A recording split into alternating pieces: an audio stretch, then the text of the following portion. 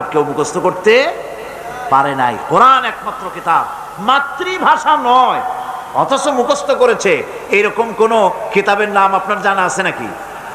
নাই। আমাদের মাতৃভাষা কি আরবি? কি আমাদের মাতৃভাষা? আমাদের মাতৃভাষা বাংলা। আরবি আমার মাতৃভাষা নয়, পিতৃভাষাও নয়। কিন্তু কোরআন শরীফ বাংলাদেশের হাজার হাজার লক্ষ লক্ষ মুসলমান মাতৃভাষা নয়, আরবি ভাষা কোরআনের মতো এত বড় কিতাব মুখস্থ করে সিনার মধ্যে জমা করেছে। পাকিস্তানের ভাষা উর্দু, ভারতের ভাষা হিন্দি, উর্দু, নানান ভাষা আছে। আমেরিকা, ইংল্যান্ড ইংরেজি ভাষা আছে, বিভিন্ন জায়গায় ইংরেজি, বিভিন্ন রকমের ভাষা আছে। যত ভাষার লোক হোক না কেন, কোরআন যারা মুখস্থ করে নিজের মাতৃভাষা নয় অথচ মুখস্থ করেছে, এমন নজির, এমন দৃষ্টান্ত পৃথিবীতে কোথাও নাই। সুবহানাল্লাহ।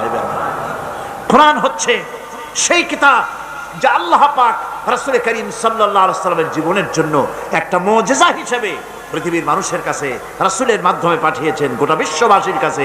কোরআন হচ্ছে একটা মুজিজা। কোরআন কি মুজিজা? রাসূলের জীবনে 3000-এর অধিক মুজিজা রাসূলের জীবনে ঘটেছে, নবুয়তের জীবনে। কিন্তু কোরআন হচ্ছে সর্বশ্রেষ্ঠ মুজিজা। এর থেকে বড় মুজিজা আর কিছুই নাই।